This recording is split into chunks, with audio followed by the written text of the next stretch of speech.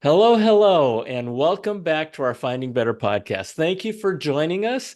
My name is John Suzuki, and I am your host. And this is a place where you come and learn about people's experiences, where they've been there and done that, and finding better in their lives. So you might be able to apply some of what they've learned in their lives to your own life. And listen, we're going to get right into it. I am thrilled. I'm so happy to have Angela Duncan with me this morning.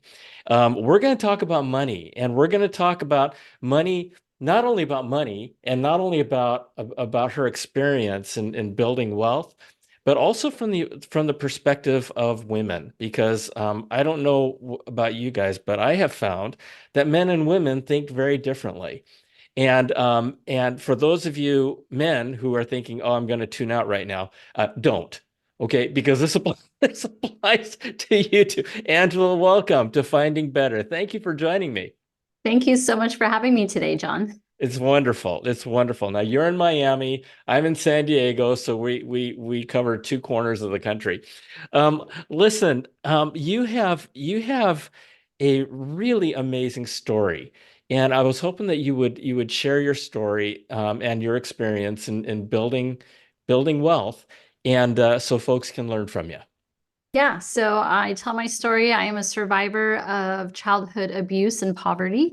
Poverty to me as a child meant Section 8 housing, welfare. I've lived in parks and cars, hotels, other people's houses, and that was all before the age of 15. So So you weren't born with the silver spoon in your mouth.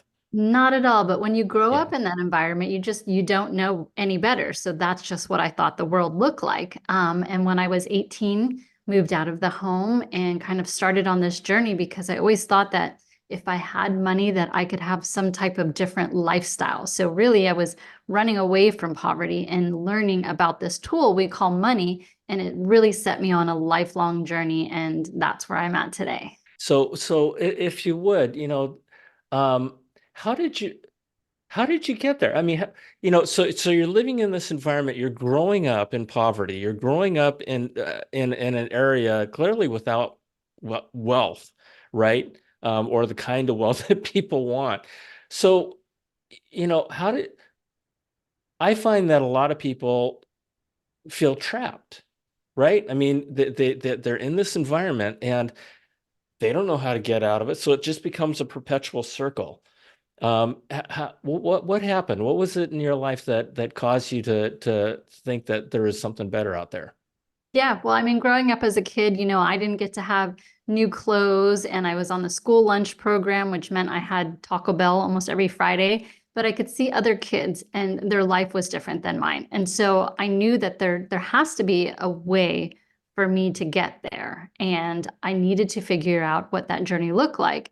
And so I really started investing in my education. I went to college, I started studying about money and investing, and I made my first investment when I was in college. I sent $100 to a mutual fund company.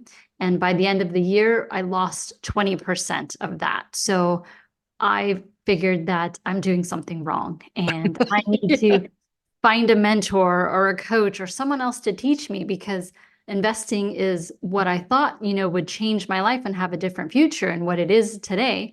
But I needed to spend more time investing in my own education before I could really learn and now teach other people about investing as well. Wonderful. So most people, is when they lose 20% of their money, would run, right? Hmm. They would say, I've learned my lesson. I'm not going to do this. It's, the stock market and mutual funds are like gambling in Las Vegas, that whole thing that people go through in their heads.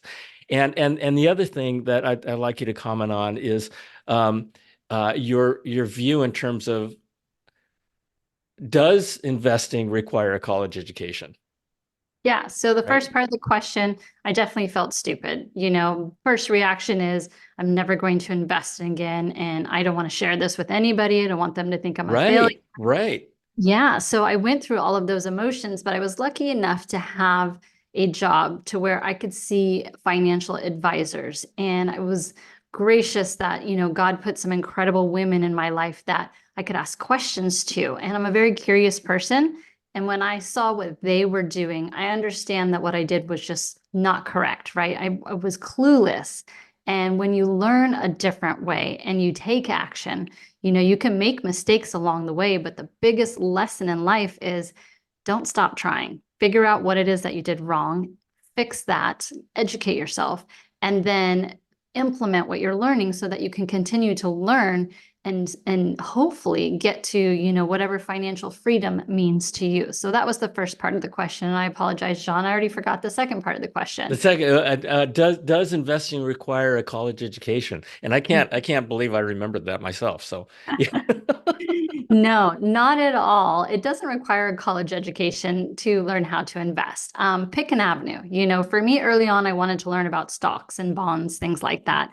And so I spent a lot of time in college, but they don't give you real world experience. And so while I can tell you definitions about investing, I didn't have real world experience coming out of college. I didn't get that until I was actually in the field and working. So I don't believe that a college education necessarily needs to happen. I think a college education is great for teaching you how to study and how to implement and how to work collaborate with other people. But you can also get that in real job experience too. So it kind of depends on what Absolutely. your education is, but I don't think you need that in order to educate now. Yeah, no, that's wonderful. That's wonderful because you kind of touched on choosing an avenue, stocks and bonds. This whole world of investing and this whole world of money. There are obviously simple things to live your life by, like don't pay credit card debt. Mhm. And save a little bit, saving a little bit over a long period of time will build you a fortune, stuff like that. But it's really complicated in a lot of ways, right? Because you have stocks, you have bonds, you have mutual funds, you have real estate, you have commodities, you have all these different kinds of things. So how did you go through that process of learning and settling on what you wanted to, what you decided to do? Yeah, so working a job and being on a financial advisor team early in my career, I learned how the government takes a lot of money in taxes, right? The more money I The make, the biggest more biggest money, yeah, expense. the Yep. more money I make, the more money that we're giving to the government as a Hmm. W-2 employee. And I noticed that a lot of our clients were business owners. And so again, I'm just a very curious person and I ask questions. I ask questions about, wow, your income is this, but your taxes are that. How is that possible? And what I learned too is that the IRS makes all of these tax codes that are there for you to take advantage of. But as a W-2 employee, I couldn't take advantage of them, right? None. So That's that right. that started me on my business entrepreneurship journey. How do I create a business that has income that I can write off real business expenses and then I can hire employees and teach them how to do the same. So once I learn something, a big part of what I do is I want to give back. I want to make other people's lives better too. So that's really important. I think anyone who's on any journey at all, whatever you learn, make sure you're giving back to your community because we need that. Yes, yes. And your point about the tax code and so forth, the thing that a lot of people don't understand is that the tax one of the things about the tax code is it's designed to help business people run their business so they can Mhm. hire employees, build a successful business and fuel the economy. And so in a lot of senses, I learned this later in my life, Mhm. because I worked for gosh, 84, almost 40 years as a W-2 employee.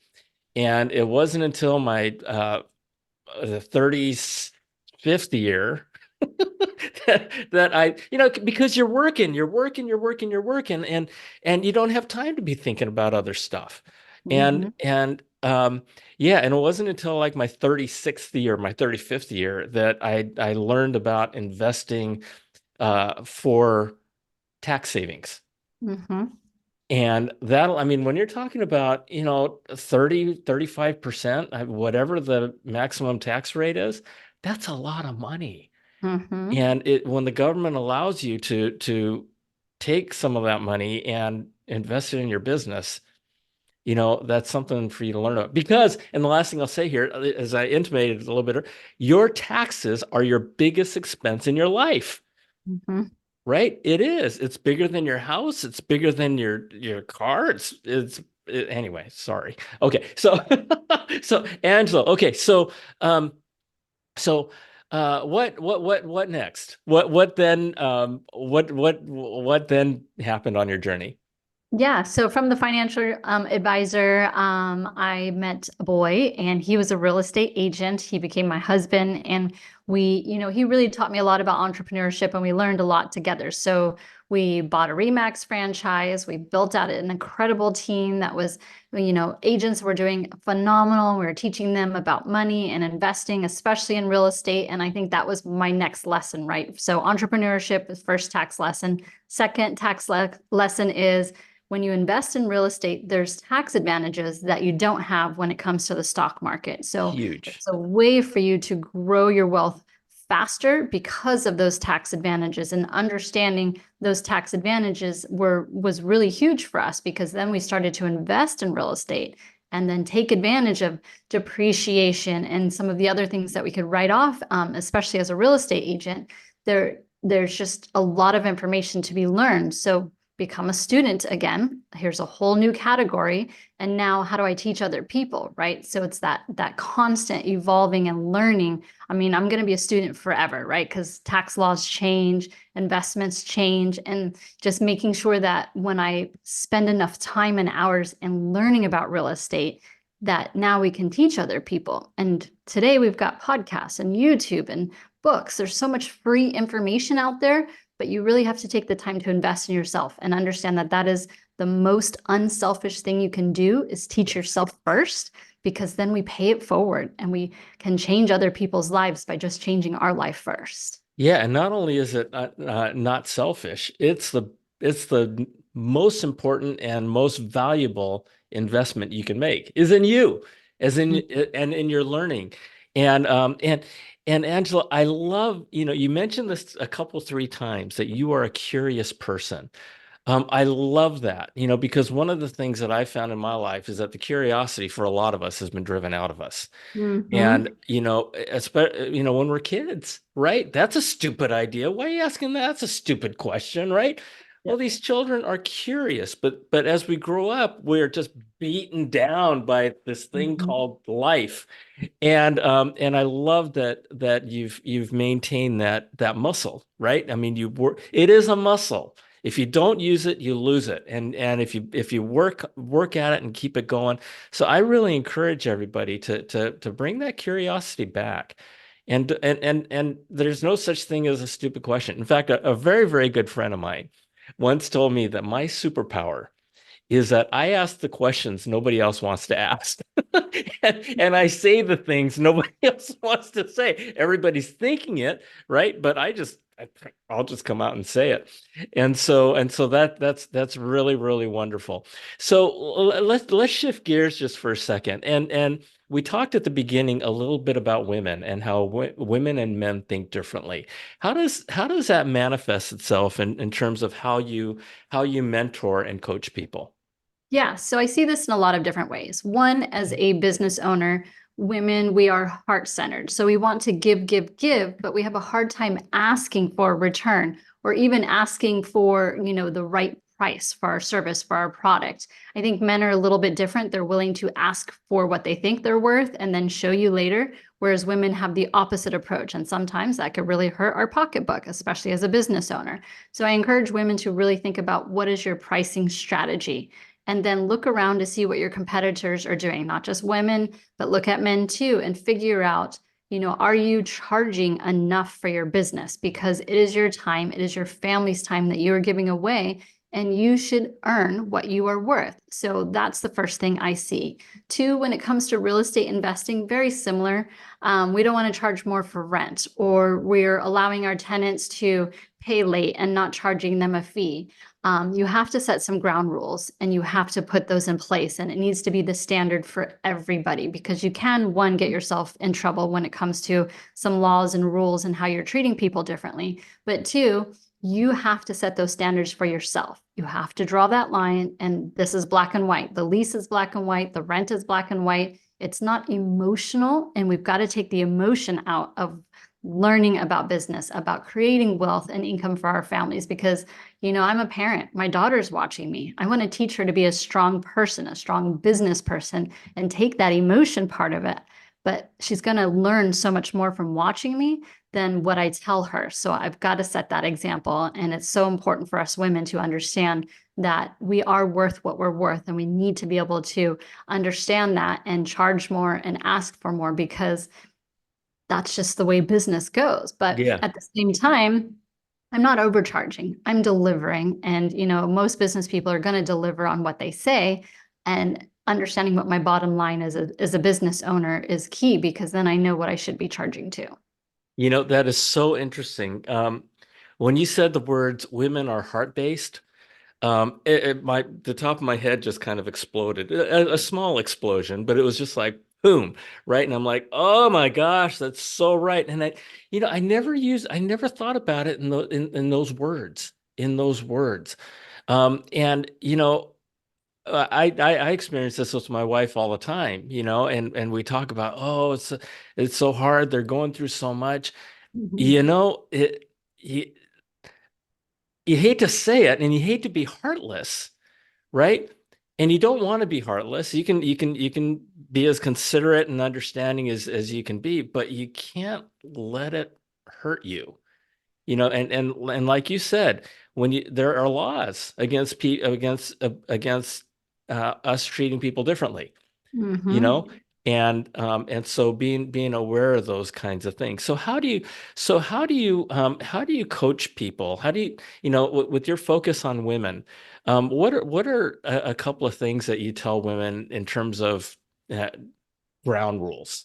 Yeah. So in addition to that, if my client is married, this is conversation that they should be having together. And Yes. if the woman hasn't been involved in finances before, it can be kind of uncomfortable. So the way that I encourage them to approach it is just sit down with your husband and say, hey, if something were to happen to you tomorrow, I need to know, what do we have and what are your wishes and how do you treat money? How do you invest? Because what I find, especially with married women, is when they become more aware of the household finance, right? The income, the expenses, what are we investing in? They're on board. They change their spending habits. They change the way that they think about money. Maybe they're looking for a better job or ask for a raise, like they become so involved in that money unit. And that being the number one reason why people divorce in the US is usually Yes. finances. When you can approach it that way, it just solidifies that marriage. And then hopefully you're on the same page with finances. Maybe, you guys set some goals together, some vacations together. And it's so much more fun when you do it as a unit. That's what I encourage for the married women. Now, for single women, obviously that you don't have that partner, but you can find a mentor or someone that you hold each other accountable. It could be a best friend, it could be someone outside of the family, but having that second person to kind of be your cheerleader and to encourage you or to pick you up when you make a mistake, it can be huge. I believe in God. I don't believe that God created us to be alone. God Right. created us to Right. be in community. And so we need to Absolutely. have community, not just in personal life, but in your business and your money life as well. That is so well said. That is so well said. And and part of this, as we talk about podcasts and we talk about all these free resources that are out there, it is amazing. It is amazing the world of opportunity that we live in today. And I say Mhm. that compared to the world that, my generation. I mean, I'm old, right? And but and so folks, I want to share this with you. We've talked a little bit and we've learned a lot about finances and how to approach things from Angela. Okay, now I want to tell you who this person is. Okay, so because this is a big deal, and I like to save the introduction to a little bit of the middle of the podcast, so that people can learn a little bit about you first, Angela. So I'm just going to share this with you. She's known as the Queen of Passive Investing. Okay, passive investing. That's my next question to you, Angela. Angela is a woman who has defied the odds and conquered a childhood of abuse and poverty. She's a force in the personal finance industry with 25 plus years of experience in helping people, that's you and me, transform their lives by using passive investments to build generational wealth. Generational wealth. That's Mhm. another thing that people don't think about. We're talking about a wealth, a level of wealth that's going to go into your children, into your children's children, and so forth. Angela has a diverse career in banking and financial advising, owning a top 10 REMAX office for 5 straight years with over $2 billion in sales, and is now 100% focused on helping individuals create wealth through passive investing and lending with double-digit returns on their money while they continue their business life. Angela now hosts the top-rated Empower Her Money podcast, which is over 1,200 plus five-star ratings. That is amazing. Angela's mission is simple: to transform lives through financial literacy, passive investing, and generational wealth, proving it's never too late to rewrite your financial story. Whoa. So, folks, this is a woman who has a ton of experience. And as you've heard me say before, as I was told from a friend of mine who said, I could care less about your opinion, but I'll listen to your experiences all day long. Okay, we're listening to your experiences, Angela. So talk about passive income and generational wealth, please.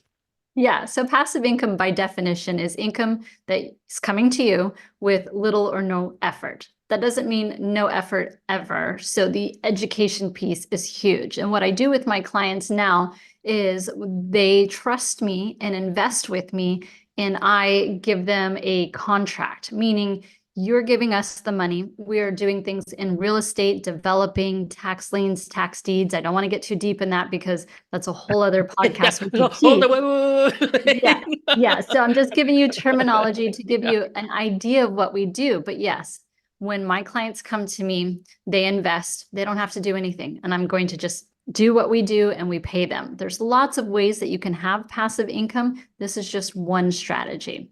And then talking about generational wealth, I grew up in poverty. I want to break that cycle. And then I'm going to teach everyone around me, my family, my friends that will listen, who are ready to learn. I'm going to teach them what I do so that they can implement it. Then they can teach their kids who teach their kids. Because there's a book, the Vanderbilts versus the Rockefellers, and how they Yes. were in a Yes. generation where they both created so much income. But if you look at them now and what they did and how they taught their children about investing and insurance and what to do, much different. Their kids, different lifestyle. And I want to be the one that teaches the right way so that this money that we create today is going to help people for generations to come in my family. That is amazing. And folks, this whole concept, you're kind of blowing my mind with how simple you're making this, which is wonderful, because this concept of passive wealth, folks, I know some of you might be thinking, if it sounds too good to be true, run. This is something that the wealthy do every day. And just to Mhm. give you an idea, okay, real estate. You buy real estate, you have the bank finance a bunch of it. So you're not using your own money, and you turn around and rent the homes that you just bought, and that rent is coming in because folks need a place to live. And Mhm. you're not working to make that money. That money is coming in as passive income. And that's just one aspect, or one example of it. And then, right? When I die, the house doesn't blow up, Mhm. right? My rental house doesn't blow up. You know, I pass it down to my kids. Mhm. And when they die, the house still doesn't blow up. Right? It's still there. So that's what we're talking about with passive income and generational wealth. And it is amazing. And Angela, I am so impressed, and I'm so happy that you've taken the ball to teach people this stuff. And again, I missed my point about the free podcasts and free information. I mean, um, you have a mentor. I mean, these are what we're doing right now is we're serving as mentors at least in my mind, right? Because we're Mhm. teaching and we're just sharing, and we want you to live a better life, and we want you to live in a world of a little bit more financial freedom and financial health. And so, Angela, this is amazing. One of the things that I learned about you is that there was a point in your life where you spent about a year kind of doing an eat, pray, love kind of journey. Can you just talk about that and what that did for you? Yeah, so my last company that I built was an insurance company here in Florida. And it was the first time really I was venturing on my own as the solo CEO. And anyone who's been in business understands burnout. And I was full speed growing the company. I didn't have the right people in the right spots, and that falls on me as the leader. But I ultimately burnt myself out. So I found someone, we did some creative financing deal, and I sold that company. After that, I needed to take some time off. I knew that Mhm. what I did was, reflective upon me. How can I be a better person? How can I teach more? How do I run the next company so that I don't experience this burnout? And so I just became a student and started learning more about, marketing and sales and personality types and different industries to see what I wanted to do next. And so that was over a year ago. And I'm just now getting into a new partnership, which I'm launching in the next few weeks. But I had to take that time off because I knew that I was not doing what was best for me and taking care of myself first. And so I cannot be the best leader when I'm not taking care of myself first. I want to be able to lead a company and have healthy relationships with my employees and with my clients, but I wasn't healthy. So giving myself permission to take that time off and to revamp and figure out what's next. But I did take quite a bit of time off in order for me to figure out what the next step was in my journey. And that is so important. That is so important. And you know, you had a business that you, what one thing that people folks need to understand is that when you run your own business, it's not a 40-hour week gig, No. right? I mean, you have employees that you're responsible for, but at the same time, it can be the joy of your life, right? Because you're helping people and you're helping customers, and hopefully you have a product that's enriching people's lives. And so taking that time off, you can't expect other people your people to be happy and healthy if you're not healthy yourself. So Hmm. that's really, really wonderful. So uh, open mic. Um, what would you like to share at this point? Yeah, so we talked about investing in yourself and your education. The number one investing tool to use first after you've cleared out that credit card debt is retirement. Please focus on your retirement. Social Security is not meant to give you money to retire on. I'm grateful enough that I have been blessed and I can take care of my mom because she was taught Social Security would help her. But you cannot get a loan for retirement. You can for a car, for a house, for your education, but not for retirement. So make sure you're truly planning for retirement so that you can enjoy the later years or even, the years leading up to it. But you have to plan for your retirement. Yes, wonderful. That's amazing. That's amazing. It's amazing to me that you went straight to retirement. And out of all the other things that life throws at you that you could focus your energy on and your money on.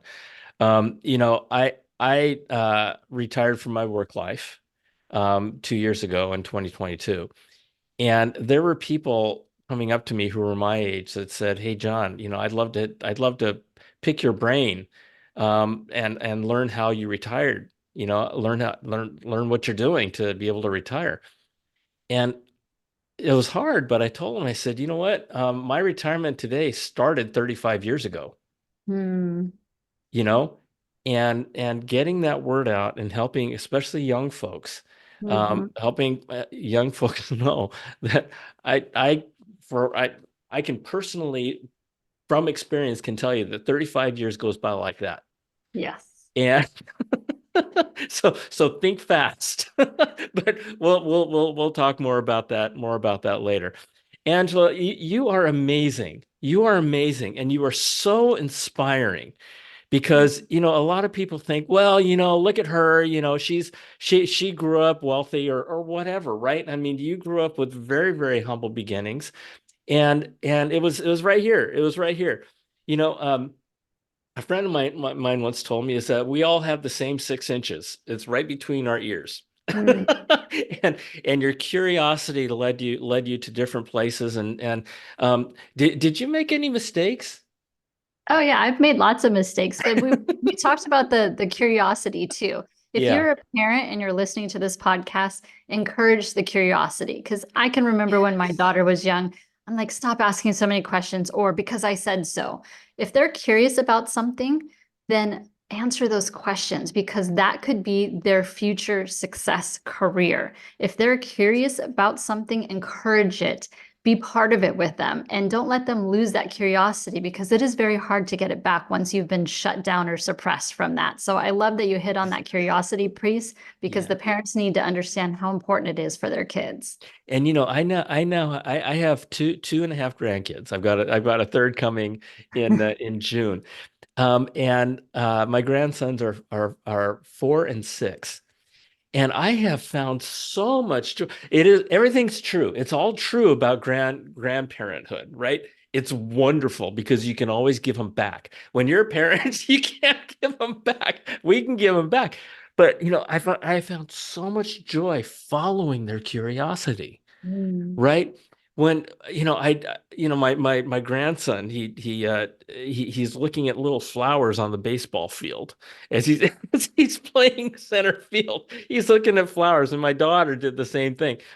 And that curiosity, and I don't know if you've ever gone out into a field and looked at flowers and looked really closely at them. It's really cool, right? So not only encourage their curiosity, become part of it. Become part of it because it may help you too. And it's just been such a joy. Listen, Angela, if you would come back, I would love to have you back sometime. I have learned so much from you, and I am so inspired by your story. And I can't wait to hear and see, what lies ahead for you as you launch new businesses. But how do people, if they want to learn more about you, how do people learn more about you? Where can they go? Yeah, so Empower Her Money is the name of my company. So if you look me up on TikTok, Instagram, YouTube, my podcast is called Empower Her Money. Keep it the same, very easy to search Empower Her Money. Wonderful. And her name is Angela Duncan. And oh, I'm just so happy to have had this opportunity to have you on. Thank you. Angela, thank you so much. Folks, this is one of those podcast episodes that you want to rewind and listen to again, because there was so much information. And the most important thing that I think that I'd like you to take away from this is that it doesn't have to be hard. Mhm. Okay. It just one step at a time. And I will tell you something. I will tell you something. And this is a Johnism that I came up with. If you're not being successful, you're not failing enough.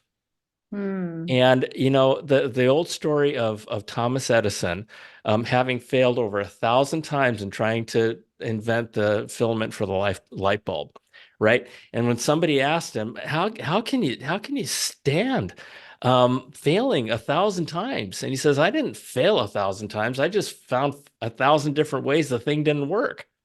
And so that is, just keep going and keep it simple. Small steps lead to really big things. Angela Duncan, amazing. Thank you again so much for joining us. God, I love you. Thank you. Thank you. Thank you. And Thank you. everybody, rewind, listen to this again. God bless you, and we'll see you next time. Okay, bye.